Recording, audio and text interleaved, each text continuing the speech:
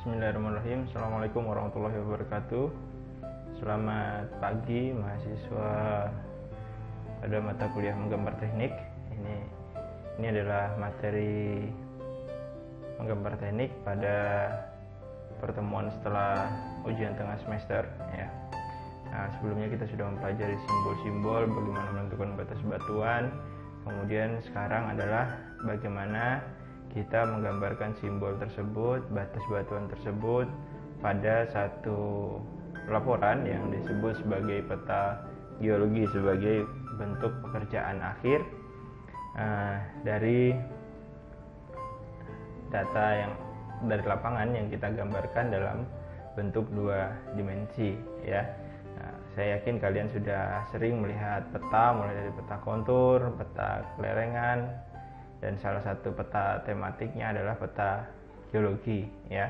Jadi peta sendiri adalah penggambaran 2 dimensi yang dilihat dari pandangan atas ya, dengan skala tertentu untuk menggambarkan kondisi yang ada di lapangan maupun sebuah pemodelan dari data yang ada di lapangan.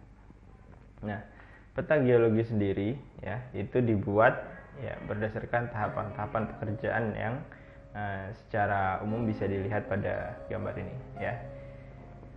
Jadi sebelum mendapat hasil berupa peta geologi ya, kita masih berada pada tahap persiapan ya. Dari data paling awal adalah kita sebelum ke lapangan melakukan interpretasi citra ya, jadi penginderaan jauh atau interpretasi dari data yang kita miliki yang tidak harus langsung datang ke lapangan. Hal ini pada awalnya digunakan adalah potret dari udara ya. Saat ini sudah bisa menggunakan drone dan foto satelit ya.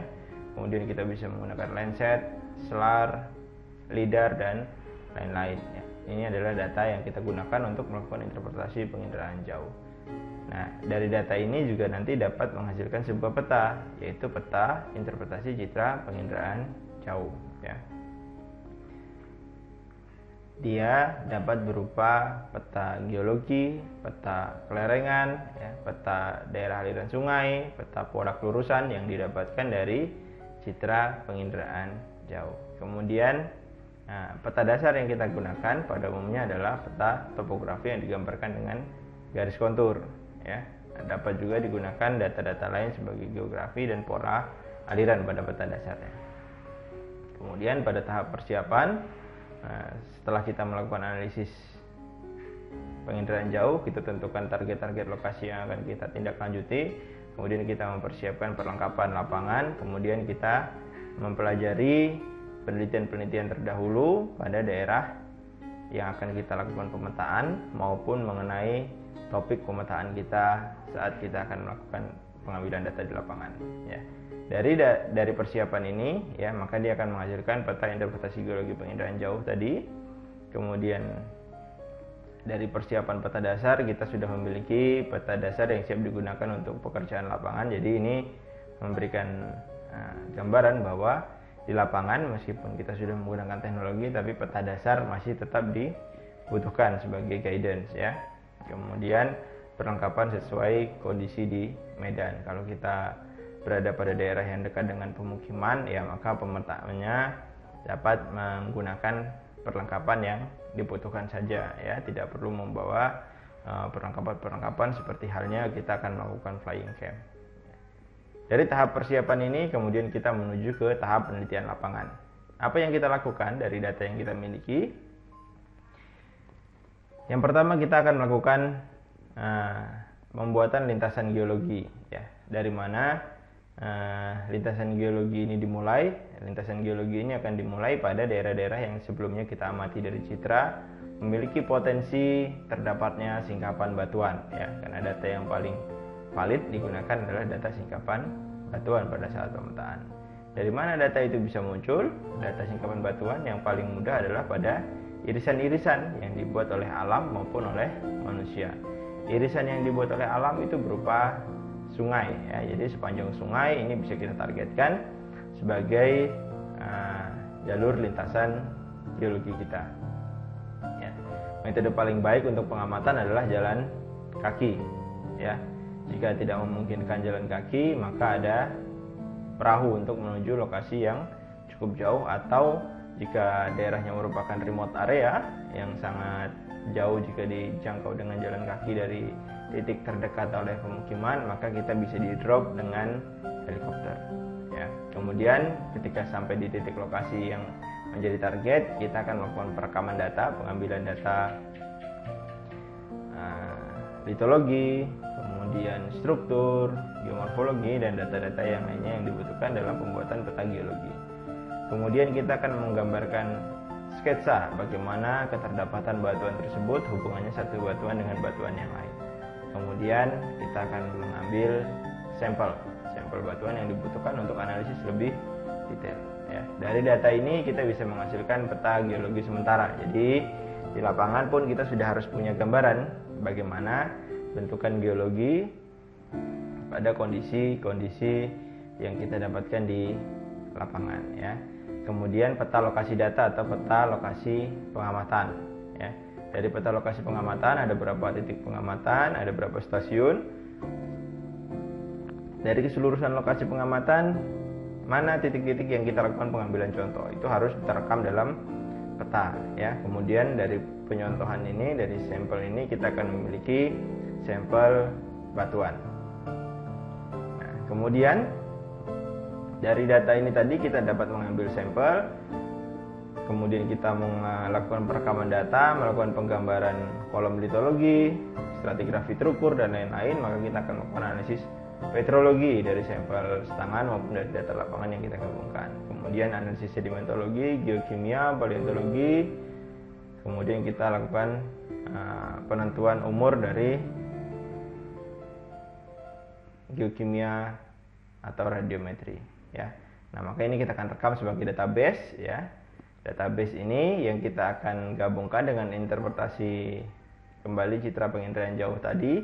Jadi dari sini kita sudah punya peta penginderaan jauh, kemudian divalidasi dari data lapangan, maka database ini akan menghasilkan peta geologi dan penjelasan di dalamnya, ya. Jadi apa yang dimaksud penjelasan nanti kita akan lihat, ya. Jadi ini adalah tahapan dalam pengerjaan pembuatan peta geologi. Nah, kali ini kita baru akan belajar bagaimana standar nasional Indonesia untuk menggambarkan satu peta geologi yang lengkap, informatif, dan objektif berdasarkan data pengamatan dari lapangan.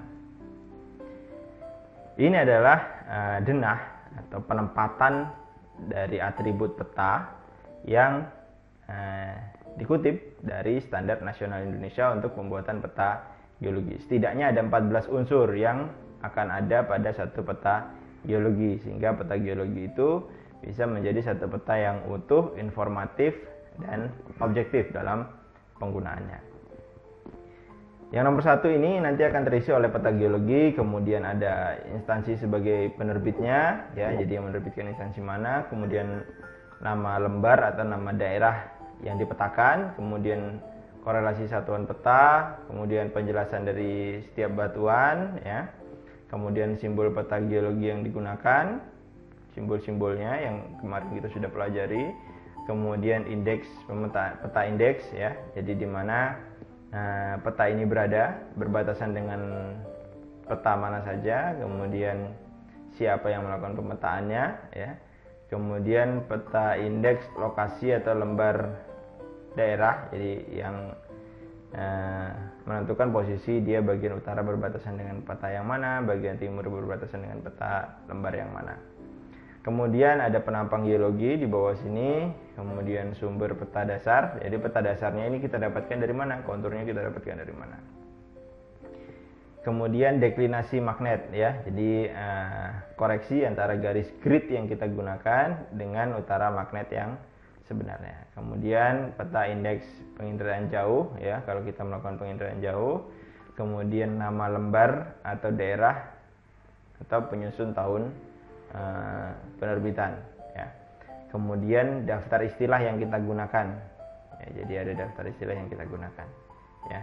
Jadi setidaknya ini adalah peta yang ideal yang disusun dalam SNI peta geologi. Kita lihat bagaimana peta geologi. Nah, peta geologi bisa digambarkan sebagai bentuk simbol-simbol, ya, simbol-simbol sesuai simbol litologinya. Ada juga peta geologi yang digambarkan dengan warna.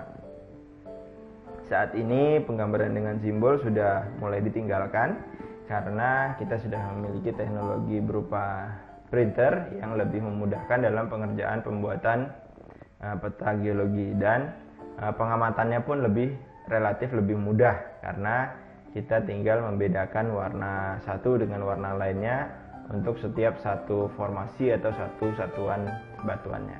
Ya, jadi ini adalah peta geologi yang di dalamnya ada batas satuan batuan, kemudian ada struktur geologi, kemudian ada simbol-simbol yang lainnya yang melengkapi peta tersebut sehingga menjadi satu gambaran peta yang utuh, ya. Jadi ini adalah peta yang menggambarkan kondisi persebaran batuan digambarkan dengan bentuk warna, ya, dalam bentuk dua dimensi. Ini dalam simbol-simbol geologi atau simbol litologi, ya.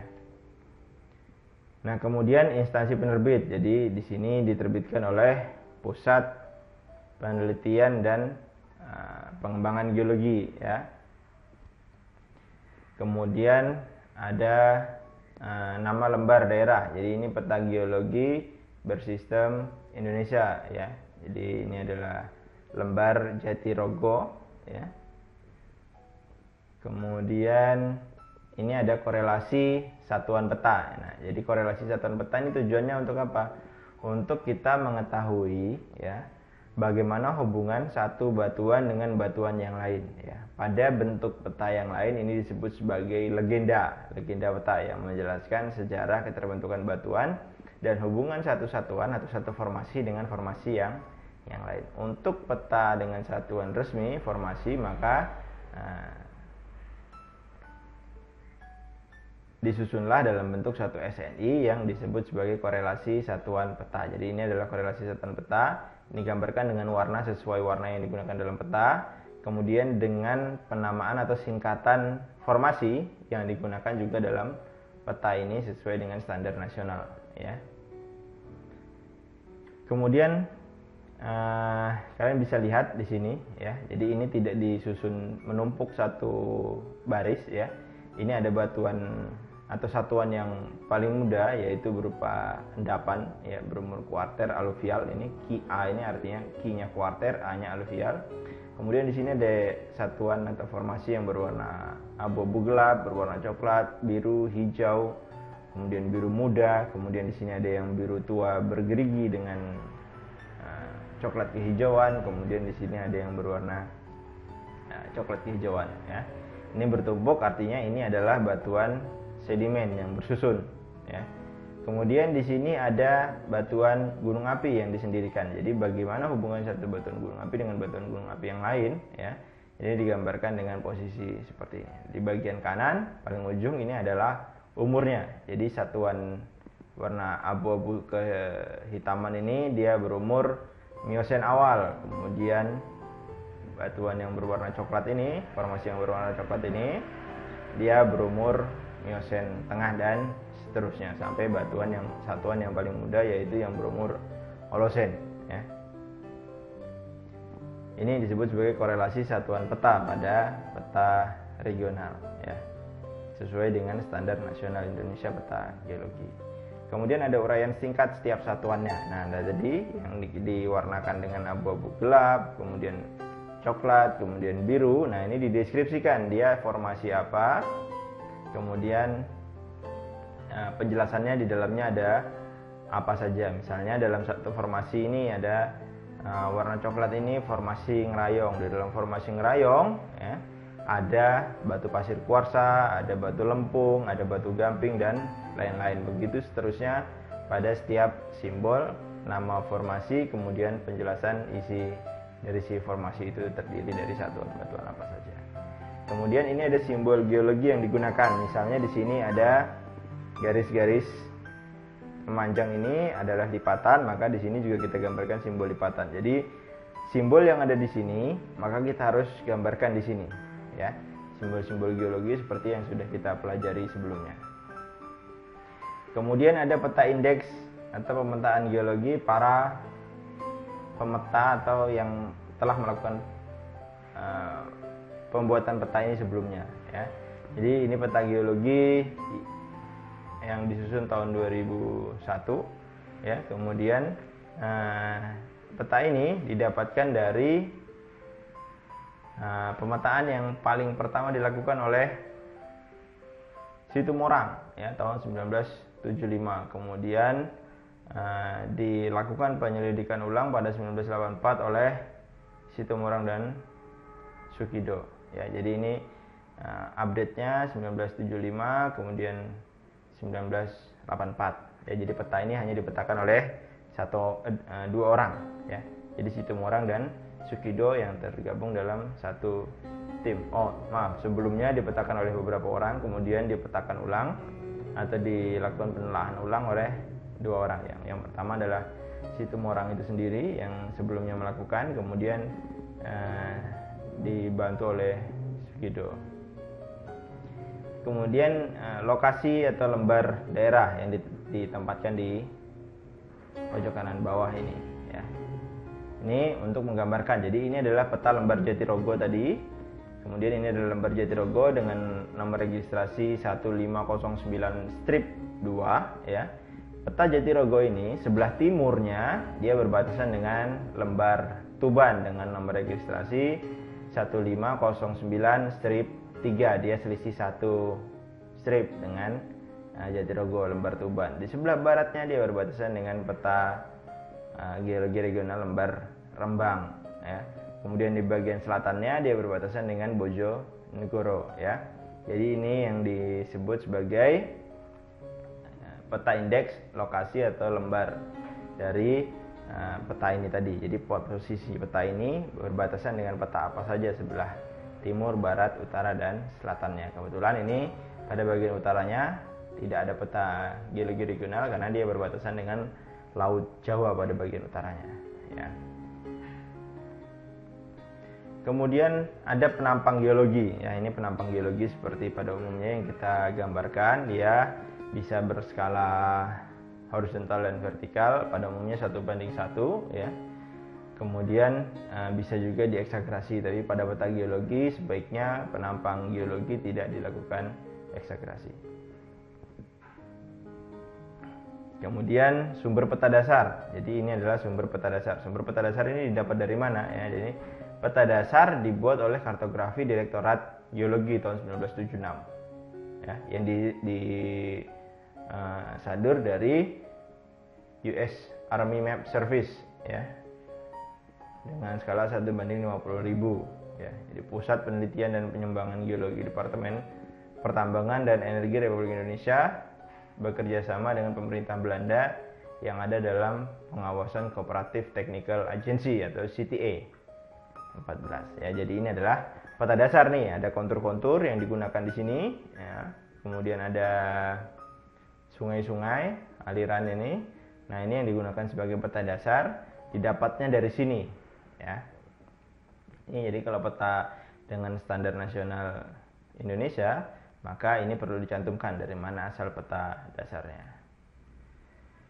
Kemudian ini adalah deklinasi magnet, ya. Jadi deklinasi magnet itu adalah selisih antara arah utara sebenarnya dengan arah utara grid, ya. Ini adalah tempat diletakkannya deklinasi magnet. Ini penting agar kita tahu bahwa ketika kita mau melakukan pemetaan pada daerah tersebut, kita akan melakukan penyesuaian pada alat yang kita gunakan, yaitu kompas geologi. Dia selisih berapa derajat pada lokasi penelitian arah utara dengan arah gridnya. Jadi arah grid itu ini kita lihat ada grid ini.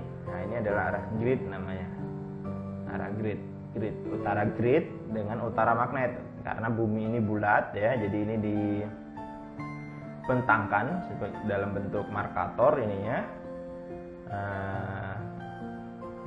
gridnya, sehingga perlu ada penyesuaian dengan arah utara magnetnya. Nah, ini juga bisa digunakan sebagai arah penunjuk utara peta, ya. Jadi deklinasi ini harus diarahkan sesuai dengan arah utara petanya, ya. Jadi tanpa adanya arah mata angin pada peta ini kita sudah bisa melihat melalui arah deklinasi, meskipun sebaiknya ditambahkan arah utara peta.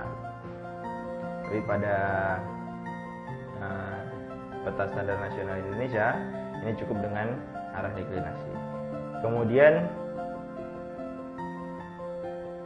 ada peta indeks penginderaan jauh ya. Jadi ini adalah penginderaan jauh yang tadi sebelumnya dilakukan ya di lembar Jatirogo ini. Ini adalah bagian-bagian yang diinterpretasi dari peta dari foto udara atau penginderaan jauh ya.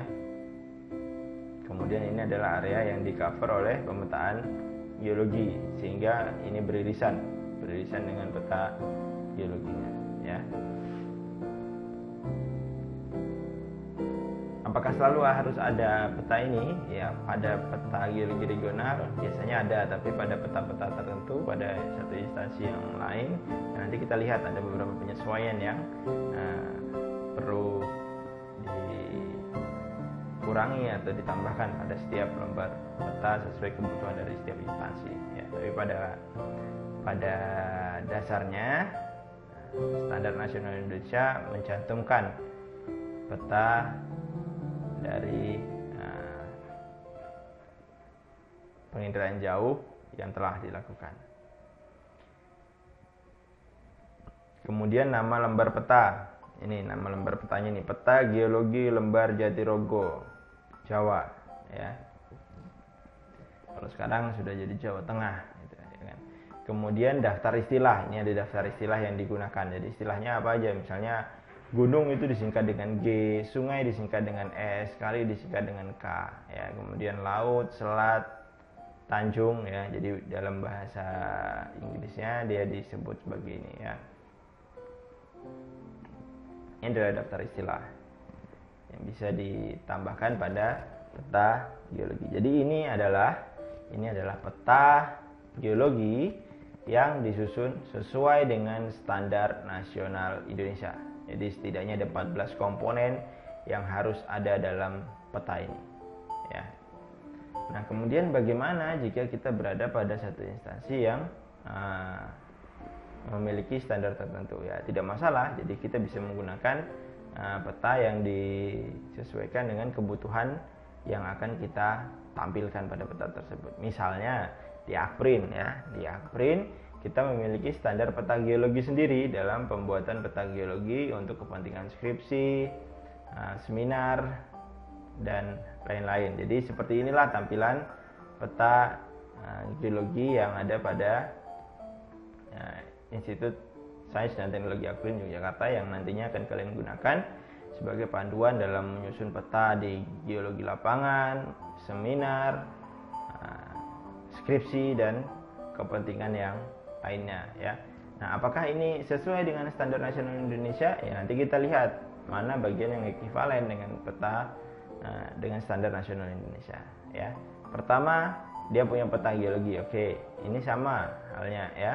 Dia menggambarkan batasan satuan batuan dengan batuan yang lainnya, kemudian daerah aliran sungai, struktur geologi, informasi lainnya yang dibutuhkan di dalam peta ini yang mau ditampilkan sesuai dengan temanya adalah peta geologi. Kemudian instansi penerbit. Ya, ini instansi penerbitnya adalah Institut Sains dan Teknologi Akprin Yogyakarta. Kemudian nama lembar daerah. Ini peta geologi daerah bla bla bla bla bla bla bla bla bla. Nah, bedanya pada peta standar Akprin kita diminta untuk menampilkan arah mata angin, kemudian penyusunnya ya. Jangan lupa juga tadi dicantumkan skalanya ya. Pada lembar peta regional itu skalanya dia biasanya bersama dengan judulnya. Jadi peta geologi regional dengan skala 1/100.000 lembar bla bla bla tadi. Kemudian korelasi satuan peta ini digabungkan dengan uraian singkat. Jadi tadi korelasinya sendiri, di sini uraian singkatnya sendiri tadi pada bagian yang sebelumnya. Nah, di sini ini adalah korelasinya, kemudian uraiannya digabungkan menjadi satu dengan judul yang kita sebut sebagai legenda ya. Jadi 1, 2, 3, 4, 5 ini unsurnya ada semua dalam peta ini, hanya saja penempatannya yang berbeda. Kemudian simbol peta geologi yang digunakan. Nah, ini simbol yang digunakan, jadi menggambarkan apa saja yang ada di dalam sini. Kemudian peta indeks pemetaan geologi para pemeta dan penelaah sebelumnya, ini yang tidak ada. Kemudian kita punya peta indeks lokasi lembar daerahnya ada di mana, ya. Termasuk ini, ya. Kemudian ada penampang geologi, posisinya sama, ada di bawah. Kemudian ada sumber peta dasar. Mohon maaf ini salah. Ya, sumber peta dasar itu dia berasal dari 4/9 bagian dari lembar peta RBI nomor sekian rendu dongkal ini tadi. Ini yang menjadi peta dasar untuk kontur dan aliran air, jalan dan lainnya. Kemudian ada deklinasi magnet, ya, yang ini. Kemudian bagian peta indeks penginderaan jauhnya dia tidak ada, nama lembar daerah, penyusun dan tahun penerbit. Nah, ini ada di sini, ya. Kemudian daftar istilah yang tidak ada di kita, sehingga dia hanya menggunakan keempat unsur ini. Jadi begitulah dalam penyusunan peta geologi, baik menurut standar nasional Indonesia maupun menurut standar yang ada di Institut Sains dan Teknologi Akrin. Demikian kuliah hari ini, sampai ketemu lagi di pertemuan berikutnya. Selamat siang.